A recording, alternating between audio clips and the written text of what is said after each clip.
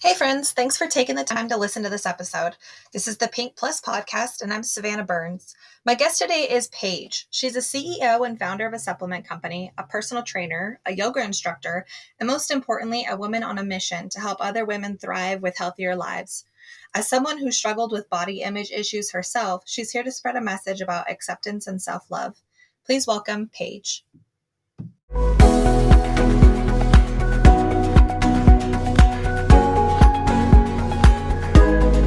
Hi, my name is Paige Feddersen. I'm the CEO and founder of Earth and L. I worked in the health and wellness industry for 5-6 years. I worked as personal trainer, yoga teacher, kind of did it all. So yeah, I'm here to talk to you guys and shed some light on body positivity and why you should make the first step in getting healthy. I am so excited to be here with you today. Thank you for taking the time out to talk to me. I really love everything you say basically on your online profile. It just speaks volumes to me as a woman of talking about body positivity.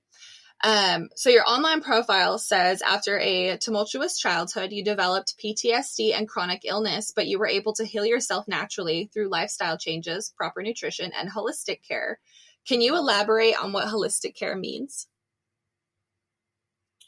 Yeah, so a lot of times when we go to a doctor, they really focus on, you know, treating one area of the body or looking at that one issue. But what doctors neglect is they neglect looking at the body as a whole.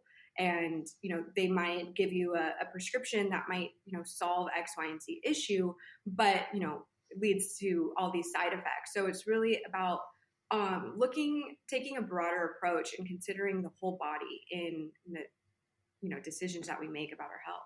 Yeah, I feel like every medicine that they give you just needs another medicine to take care of those symptoms. And then pretty soon you're on 10 of them and really nothing's been fixed. Right. Right. Yeah. I mean, for me specifically, I did, and I want to preface this by saying, I think there's a lot of toxic positivity out there and, take this and it'll be a cure all for everything. I don't want to say that, it cured me of everything. If you have cancer or if you have a staph infection, definitely take antibiotics. Very thankful for antibiotics. If you have, a mental illness, take your medicine. Ashwagandha is not always a treatment for, anxiety and depression, but, taking it into consideration and adding it into your life and seeing what kind of changes they make. For me, chiropractic care, acupuncture, massage therapy, infrared sauna, they all help me so much. And it takes, making that effort and doing that research and thinking outside of, the box. So what made you want to start a supplement company? Well, I mean, really dealing with all of the chronic illness that I dealt with at a young age. I always knew I wanted to start a business, and I just created other ones. I was a personal trainer for a while, and I loved being able to help people. I loved making an impact on people's lives, but personal training wasn't really what I wanted to do. I got kind of bored counting backwards from 10, honestly. And I just wanted to do something else. I wanted to have a bigger impact. I wanted to help more than one people. And like the online fitness thing, it just didn't strike a chord with me. I just would rather do literally anything else than be in front of a camera doing aerobics. So that's why I came out with Earth and L. And after, seeing the struggle that it had in my own life and what it did to my mentality when I wasn't feeling well and how isolated I felt, how unconfident I felt. I wanted to help other girls and women and other people in the same situation or maybe a similar situation and just let them know that they're not alone. Can you tell us a little bit more about your products and how they came to be? Yeah, definitely. I'm a big skincare fanatic. I actually, I struggled with acne a lot as a kid. I always sort of had it. It was really annoying. And I became very passionate about, skincare and creating I love skincare and glowing skin, and I wanted other people to feel how I felt when I felt on top of my game and stuff. So that's why I wanted to create something that would help people feel beautiful from the inside out. I mean, they already are. They don't need my supplement. But yeah, something like that. And it's a little heart-shaped gummy. It's vegan, non-GMO, made in the USA. So I thought it was kind of the perfect way to launch this business and to give it sort of a heartbeat and a birth canal. So one of your major active ingredients is collagen. Can you tell us a little bit more about what collagen does? Because it seems like every time I get on Facebook, people are really pushing collagen. Every single company seems to have like a collagen product. Why is collagen so important? Well, actually, it's a vegan collagen boosting gummy. So collagen is derived in plants mostly, or excuse me, in animals mostly, and that's where collagen comes from, is animals. So it doesn't specifically have collagen in it, but it has a unique blend that helps your body produce its own natural collagen. So after the age of 30, our collagen starts decreasing by 1% every year, our collagen production. So this kind of helps I turned 30 this year also. So it's also very important. This helps your body continue to boost its own natural collagen while you continue taking it. So it's got vitamin C, a unique blend of amino acids, vitamin A, and biotin. Oh, great. Yeah, so all vegan ingredients. Okay. Your online bio says you're an advocate for young women and girls everywhere because the media is constantly telling women we aren't beautiful and the beauty standards placed on us are unachievable. In what ways do you think women can help to start to change that perspective? I think social media plays a big role in this insecurity, and it's something that is very prevalent in our society. It really starts within ourselves, and keeping our head. You have to understand when you're scrolling through social media that it's not reality. A lot of these influencers, Photoshop their images. They shoot a lot of the content at one specific part of the year and then slowly trickle it out. A lot of these body types that we're seeing, they're not achievable without plastic surgery. They're not, you can't walk around with a six-pack really sustainably for a really long period of time, running on 4 or 6% body fat. I was visiting a girlfriend at a fitness competition, and she hadn't eaten a carb or really had any water in days, and she was so hypoglycemic and grumpy. And it's really hard for our body to have a six-pack. So I think there's a lot of that out there. Steroids is still a very prevalent thing. It's not really something that people talk about, but it is out there for people who follow a lot of bodybuilders. It's something that we need to keep in mind. So as you're scrolling through social media, know that a lot of this is not reality. It's not a reflection of yourself, and knowing that we are more than our measurements, we're more than our weight, we're more than our exterior self. I also struggled with, and this is partly also why I wanted to come out with products that help, hair, skin, and nails. I dyed my hair blue, and I really overprocessed it. I think my last stylist really overprocessed my hair, and it broke off. I had a mullet, an actual mullet. Luckily I had extensions, and it was during COVID, so I was able to hide it, but I cried every day.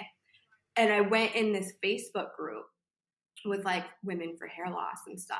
And, one day I posted, I was trying to be really positive. And I was like, you are more than your hair loss. You are more than it. It's just hair. I mean, tell that to someone who has chemo or has cancer and is doing chemo. They've already lost their hair. They just want to be, alive. And I realized how much we identify with our issues, with our,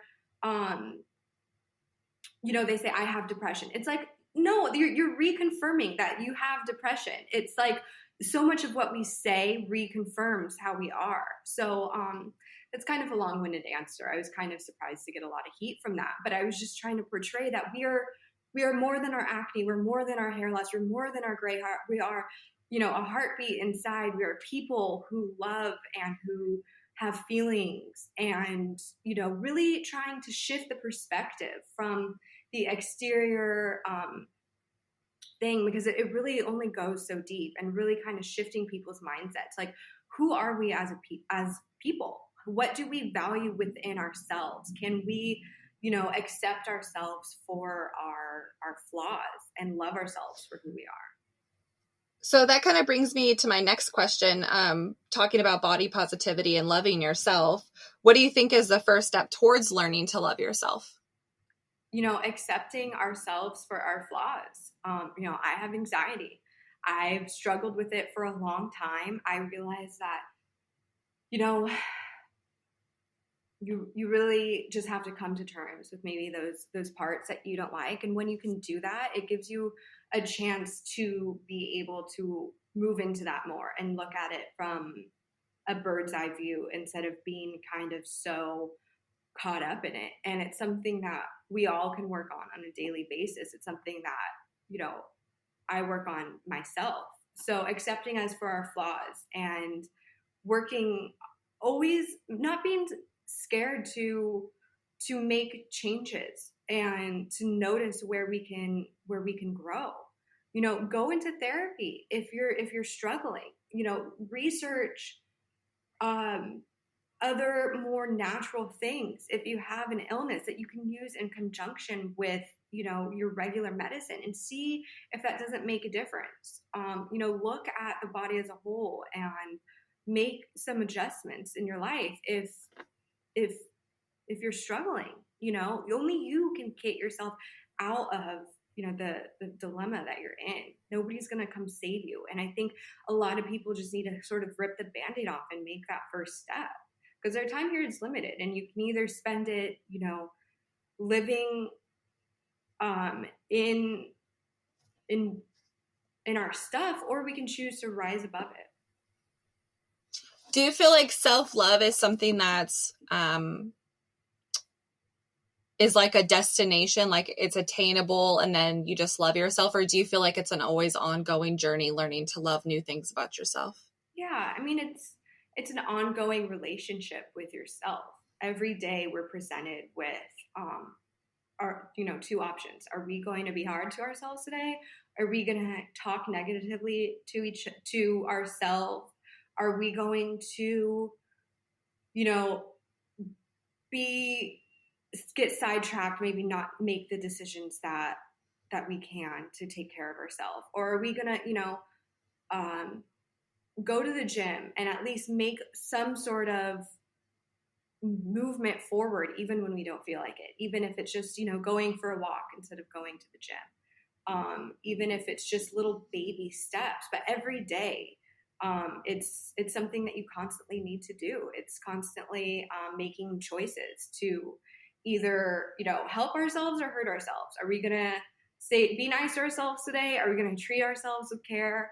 And that's why I created Earth and Out, because I'm the most hard person on me. And by creating Earth and Out, I'm teaching myself to do the same thing. I struggle with perfectionism a lot. It's something that I talk a lot about in therapy. I'm a big proponent of therapy. I go regularly, and I'm very thankful to have health insurance. If you have health insurance that will pay for your therapy and you're not going, you're struggling with mental illness, I mean, there's really no excuse. I don't know what to say. I'm sorry, but I mean, you got to make the change. So yeah, but going back to it's something that I struggle with, and every day it's, am I going to beat myself up for, X, Y, and Z, or am I going to take a step back and be like, damn, you know what? I came freaking far. So at what point for you was it that you decided, like, I need to make a change? Like, this is the first day of the rest of my life and I can't keep living this way. At what point was that for you? That would have been when I was originally struggling with chronic illness. It's mostly better now. It's kind of changed a little bit. Now I just have to not drink coffee and maybe not drink spicy margaritas and I'll be fine. But those are my two favorite things. So, but anyways, I was chronically ill. At 20 years old, and like I said, I'm 30 now. So this was, I've been working on myself for, a long time, but I was 20 years old and I was diagnosed with fibromyalgia because I had just pain throughout my body. I couldn't walk at one point. I was taking Vicodin and this was kind of before the huge opioid epidemic, and I think it was a lot easier to get. And I was just nothing was working for me really. Ibuprofen wasn't. And at one point, it's so funny. I actually was invited onto a podcast with my old philosophy teacher, so I'm going to tell her this story. So I'm looking forward to it. But it was funny because she had fibromyalgia too, and I remember waking up and I was so sick and like stressing myself out to get this final done. And she, out of all people, would have understood what was going on with me. But I woke up with 103-degree fever and it went on for 3 days. And finally, the third day, I was sweating through everything. I texted my friend and I was like, I need to go to the ER. And she came over and I was just drenched in sweat and they quarantined me in the ER. I mean, if you're in the ER and you're getting quarantined and you get in, pretty quick that they're really worried about you. They thought I had meningitis. I got a spinal tap, which is so fun. They did not give me any Vicodin then, and that was definitely when I needed some. But so that was pretty much rock bottom for me. And I was like, I was 20 years old. I couldn't walk at some point,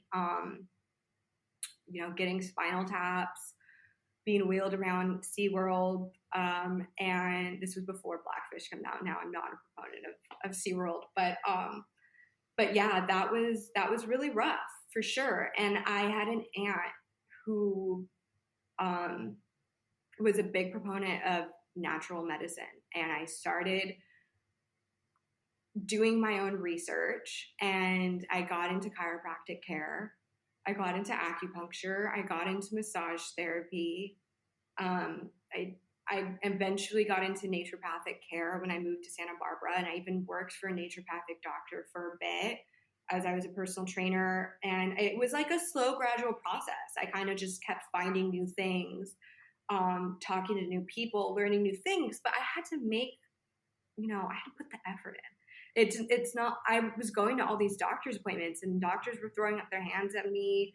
I don't know. Here's some drugs. I don't know. So yeah.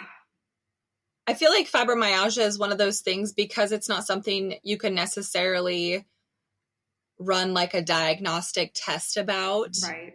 And be like, oh, this is what it is, or, your lab levels look this way or whatever it is. I feel like oftentimes it's not believed when people are in pain. It's almost kind of like migraine. Like you feel it definitely, but you can't really see it. Do you ever feel like your doctors didn't take you seriously about the pain you were in? Luckily, that's a good question. I know a lot of people hear that, and people say, I don't know if you've heard some interviews from Lady Gaga, but she actually was diagnosed with fibromyalgia too. And I definitely feel for her because I feel very lucky to be in this position now because I know it doesn't happen like that for everyone. And I will say I still do deal with, like some things, but luckily I feel like I had doctors who believed me. Maybe initially when I was with a different healthcare provider, I won't name any names, but I know when I had a different healthcare provider, and I never really liked them, to be honest, I didn't really get very far, but this was kind of early. And luckily, when I was really sick, I had a lot of doctors that took me seriously, maybe because I had gone to the ER and like had, a measurable fever and, it was obviously very ill. Maybe that helped, but no, I'm very thankful that I had people to take me seriously. I don't know if it's a California thing. Maybe we're a bit more open to, other things. I know we're a bit more open-minded than maybe other places of the world. So yeah. Aside from chronic pain, what kind of impact did fibromyalgia have on your body physically?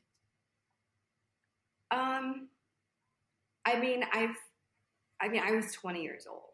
So this is like, everyone's kind of going out and having fun. And now I think if I dealt with it, I would have felt maybe a little bit less alone. Maybe more people have sort of developed things as they get older. But I know at being 20 years old, I felt like very excluded. Like I was the only one of my peers who was struggling with this or who was struggling with chronic illness. And it did have an impact, on my relationship for sure, in my romantic life. And it was a thing that people knew about me that I was going through. Luckily, people that were close to me, but people would see me being sick, and it was like an unwanted sort of attention. You're not really used to people. Nobody wants to be like the sick one that everyone's like hovering around. But I did, and the medication sometimes can give you so many side effects. Kind of what we were talking about before. One medication that got me a lot better. That shout out to my philosophy teacher who recommended to me. It made me very skinny. I was like 90 pounds. But I remember at one point, my dog is going to come say hi to me. I remember one point passing out at my aunt's house, and I was living with her at the time.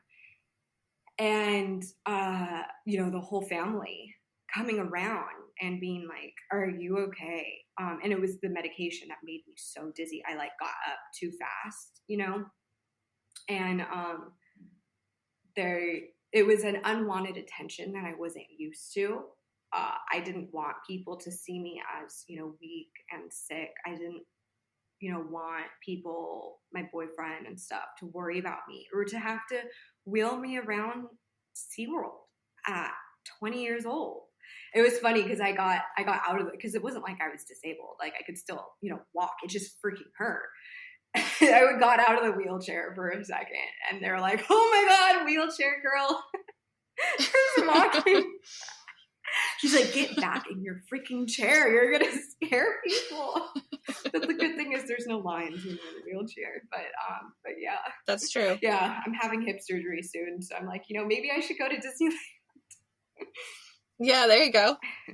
So the day when you were in the ER with your fever and you decided I don't want to do this anymore. I've got to start making changes. Where did you start? I think the first step, luckily for me, was an aunt who was really into all this stuff and kind of got me thinking about other things. There was a chiropractor that people had used near me. So no, it was a different family. Okay, yeah, a family friend referred me to a chiropractor, and I just family friends started to be like, hey, you maybe look at this area. I'm lucky to have people around me that kind of got me thinking about it. So yeah, and then it kind of kept going. Did go into a chiropractor help with the pain? It did a lot. I had severe muscle tension in my back, really. And I think it was, from a lot of trauma. Like people don't really realize this. And it's so true. Like energy is real. Transfer of energy is real. If, you talk, I love the kind of study people have done where you have two plants next to each other and then you say like kind words to one and then you say hurtful things and then one dies, the one, that has the hurtful, another one lives. And that's so kind of true. So I just felt like a physical manifestation of trauma in my body. And they did a test, a muscle tension test. And on my left side, like shoulder, and I had so much shoulder pain. It was literally off the chart.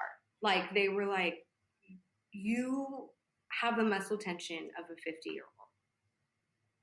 They showed me the chart, and it was literally almost off the chart. And it had actually gotten so bad that your muscles start to go numb, and you actually can't even feel the pain anymore, because the way that the pain receptors work, and the spinal cord works, your body, your organs get the nutrients through the spinal cord. And when there's subluxations, and I'm not a chiropractor, so I'm trying to do the best that I can. When there's subluxations in your vertebrae, meaning, your spine is sort of out of alignment at a specific vertebrae, it's going to cut the pain receptors off first, because it's going to get the necessary blood flow to your organs. Pain is the least important. It's about functionality, keeping, obviously, your organs functioning.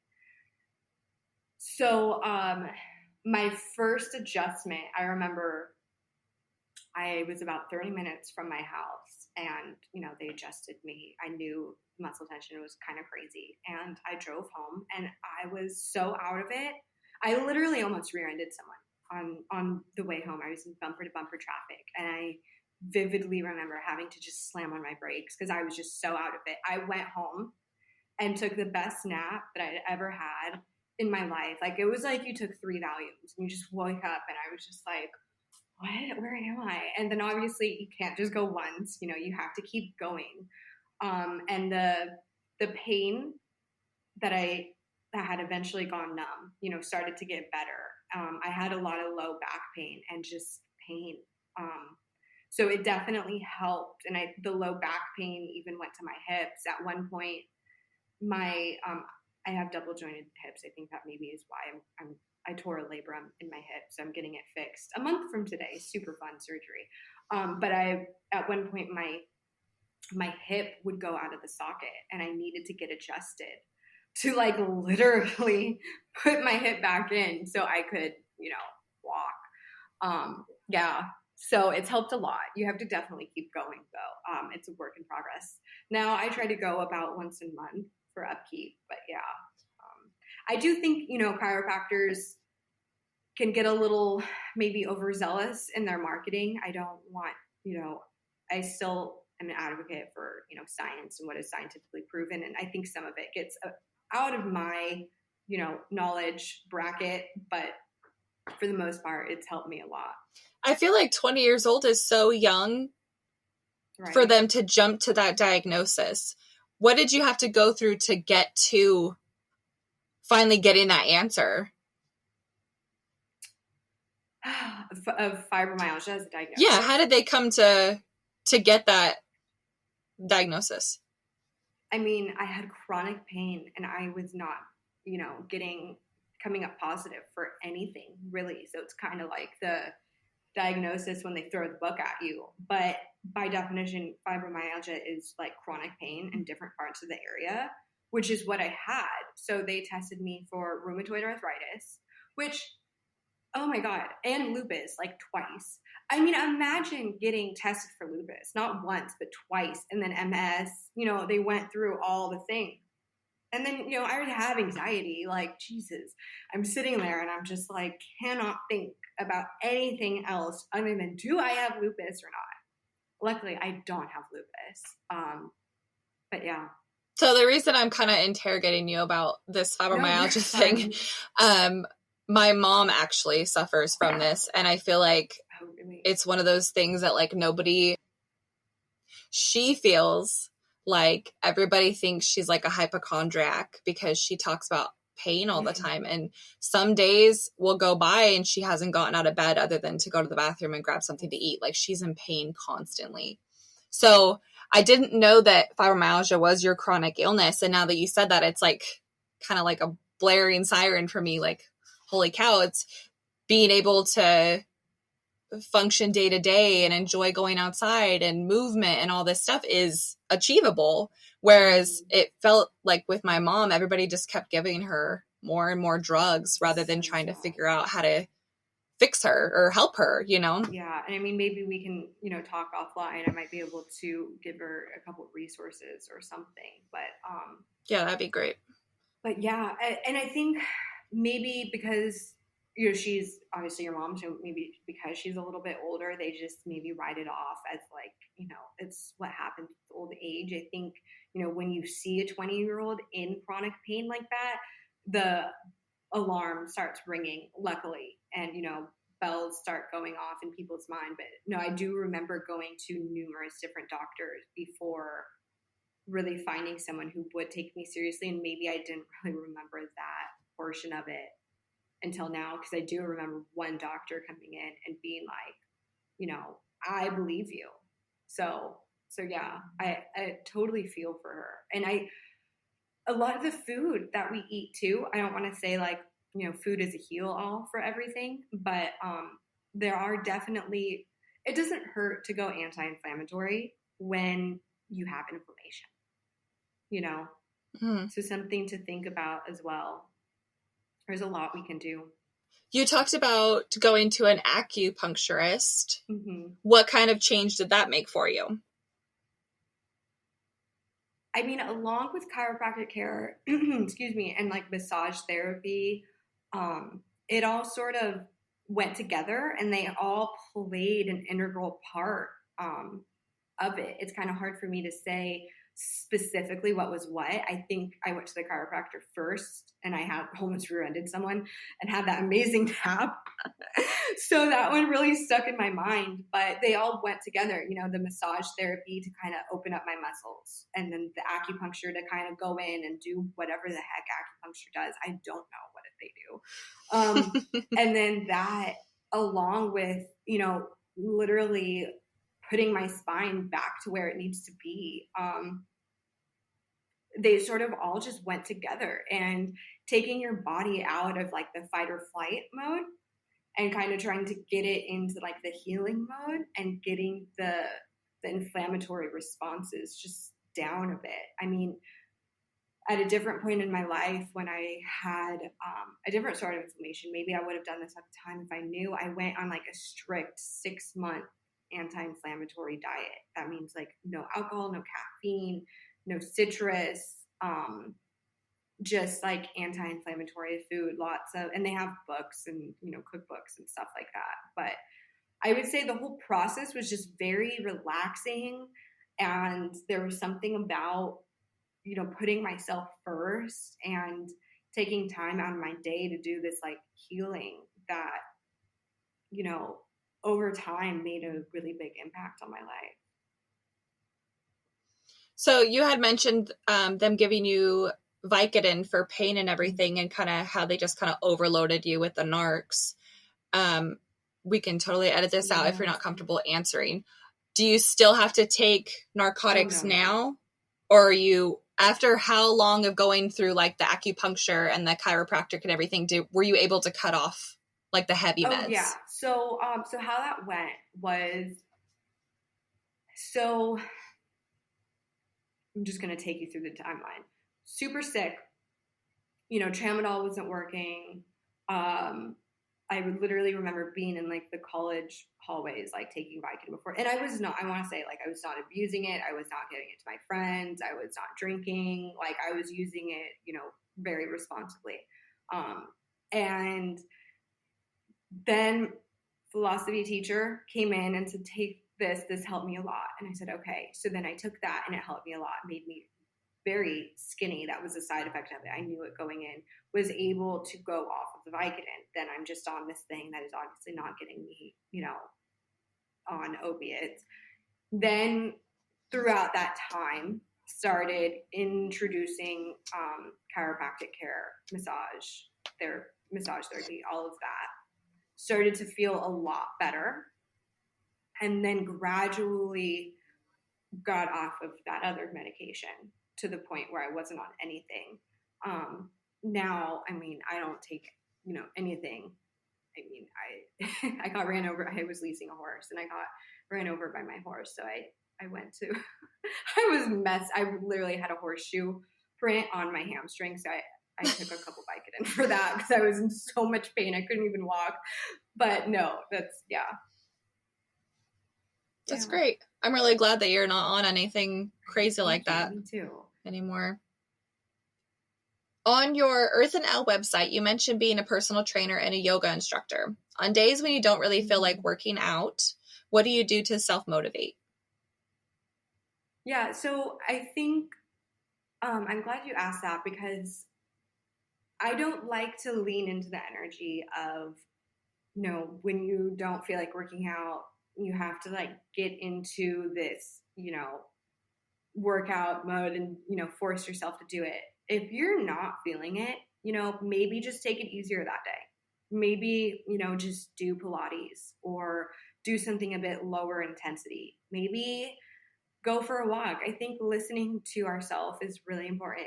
Listening to our body, and where we're at, tuning into ourselves, but also, you still do have to get into it at some point. So I would think doing things that you enjoy doing. It doesn't always have to be sitting in a cold air conditioned gym. I mean, for God's sake, most of us are in a cubicle 9 to 5 anyway. Who wants to be under more fluorescent light, counting backwards from 10? Or, I totally get that. Like, I totally get it. But doing other things that we like, paddle boarding, if you live by a lake or by an ocean, hiking, if you live by some trails, taking a dog for a walk, if you have a horse or if you live near, somewhere you can go, go out in nature, groundwork and with a horse. I don't know why I'm talking about horses. I guess I really miss the ranch, but, doing groundwork, it doesn't always have to be something forceful and, just kind of noticing what we like, paying attention to ourselves and incorporating along the way. What advice do you have for other women who feel like they need to make a change in their diet or lifestyle but aren't really sure where to start? You can come to our website. We have recipes on our website. They're keto. If you want, you can download them. We have a ton of recipes. We have a really great community on our Facebook where you can get motivation. We post a lot of inclusive content, and we really try to encourage people to take the steps to take care of themselves. So, you can find us on Facebook and Instagram, TikTok, all of the medias, XO, Earth and L. Our website is earthandl.com. You're also offering a 10% off on Amazon products from Earth and L with the code 10podcast.